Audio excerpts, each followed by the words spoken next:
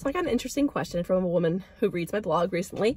She said, my husband always wants to know how he's doing, and he will get mad. He says that he'll get mad if I don't tell him the truth about how he's doing. And I thought about this because she was worried about not telling him the truth and saying like, okay, well, it seems like you were struggling the other night, you know, to find words.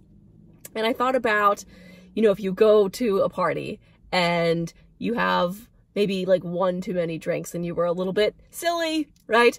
The next day, if you talk to a friend and you say, oh, how was I?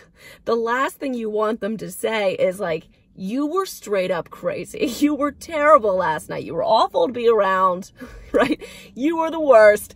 You really, even if you were all those things, you probably want your friend to, you know, soften the blow a little bit, right? You probably want them to say, oh, you know, you maybe had one too many, but you seemed like you seemed fine. You seemed fine. So my response to this woman was, you know, when your husband asks, how am I? You know, how was I doing? How, you know, how's, you know, what stage of dementia am I in?